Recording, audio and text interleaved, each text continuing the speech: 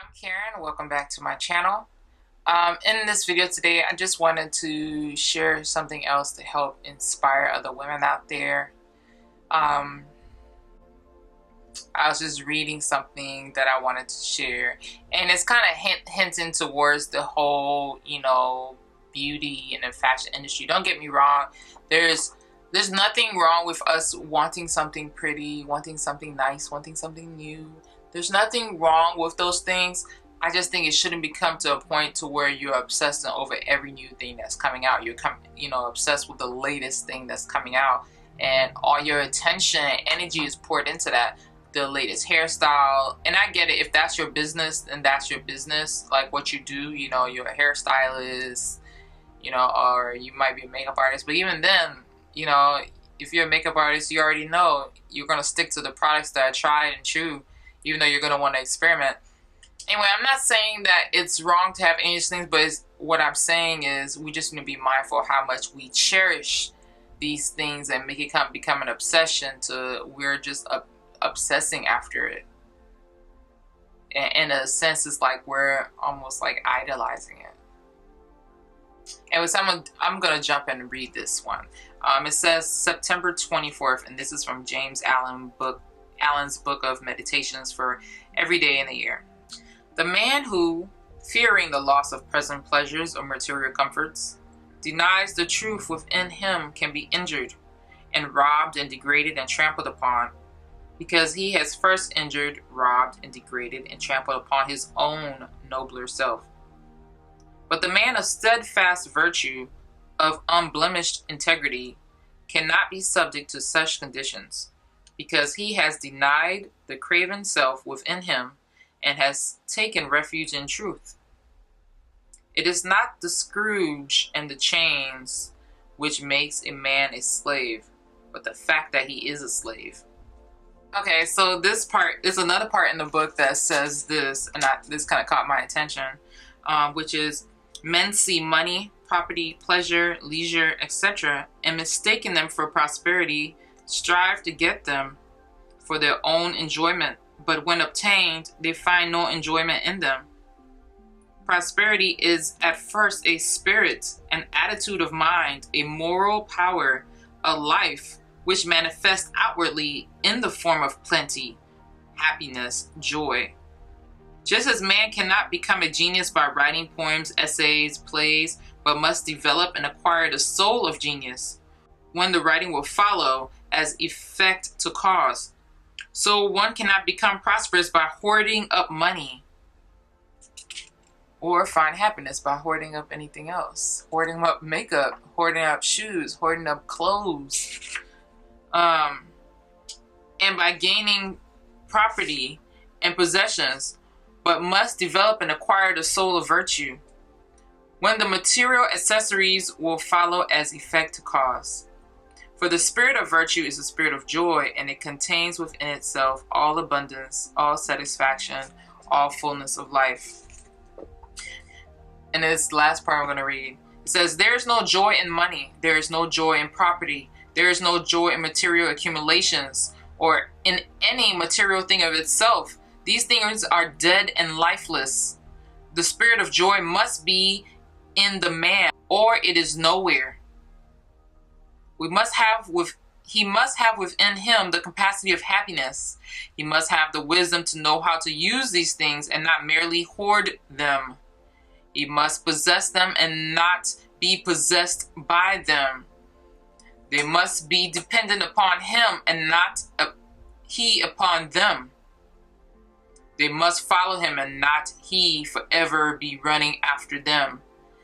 And they will inevitably follow him if he have the moral elements within to which they are related. Nothing is absent from the kingdom of heaven. It contains all good, true, and necessary things, and the kingdom of God is within you. I know rich people who are supremely happy because they are generous, magnanimous, pure, and joyful. But I also know rich people who are very miserable, and these are they who look to money and possessions for their happiness and have not developed the spirit of good and joy within themselves. So, If you're seeking for things, these, you know, these beauty things to make you happy, if you're seeking for this latest shoe, this latest makeup product or eyeshadow palette or whatever to make you happy, yeah, for a moment it may bring you joy, but then when that newness has disappeared, all it's going to show back up is what you truly feel inside. It doesn't matter what kind of job you got, what kind of money you have, what kind of car you're driving, what kind of house you live in, you know, what kind of places you travel to. You're going to continue to feel that emptiness until you begin to address yourself. You begin to address adding some joy in your life, finding it, giving it.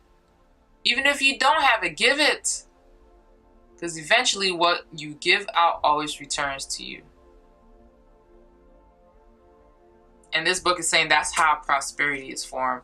Prosperity isn't formed by you thinking about money and chasing after it. It's formed by you finding ways to be joyful and happy in this moment and doing things that you, in the spirit of whatever you're doing it. Like you talk about being a genius. If you want to be a genius, you can't do it just by writing. You got to do it in the will of it, seeking that.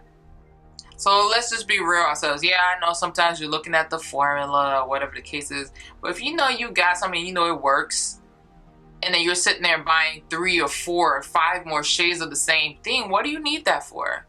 And if you have something, if it don't work, and the moment you bought it, you realize it doesn't work, take that bad boy back. Why are you holding on to it? Take it back. Why be wasteful? Take it back. And these are good habits to learn to start doing, because I feel like it's going to teach you in life. Stop holding on to things that are just not working for you. Stop holding on to things that you know look like a duplicate of some other nonsense you had that was going on in your life. I'm just saying. You know, there's nothing wrong with us being real with ourselves. We need to sit down and take a personal audit of what we have in our life that we're duplicating, that we're hoarding around. Multiples of the same thing, same shoes, same style, almost same color, you know, same bag, just slightly different, or because it has a different name on it. Let's just be real here. It's like, why are we duplicating and buying copies and copies of the same thing that almost look alike, but only because it's a smidget different and we're getting it? Why? It's wasteful. But if you got that kind of cash and you don't mind, then fine. But still, it's not about having the cash. To me, it's about the principle of you just duplicating these things in your life, and it's like you're hoarding all these things that are clones of each other. Why? There's nothing really different about it. It's the same. Highlights. For real, just get on highlights. You can mix your colors of your highlights to make one. And most of the highlights out there, they're all the same. If you want to be more potent, put some setting spray on it. Wet it. Whatever. But we're sitting there buying all these products that are like the same shades. Look at the dupes. Same shades. If you're concerned about formula, fine, buy one and buy that, but don't buy 1,000 of the same thing, because it's reflective of your own life. Anyway, I hope this speaks to someone out there who is just, you know, you're buying all these latest things, but, you know, and you might be getting your hair dyed the latest color, getting all the funky nail art that you see all over Instagram, you know, whatever the case is, and you're wondering why you're still left feeling empty, is because you need to build some kind of moral principle within you, you know, work on just the simple things, which is you learning to be more grateful, learning to be more happy, not hoarding all the happiness for yourself, you know, giving it. Anyway, I'm not here to tell you what not to do. All I'm here is to just make you pay attention. We need to pay attention. Anyway, thank you for watching, and I'll talk to y'all soon. Bye.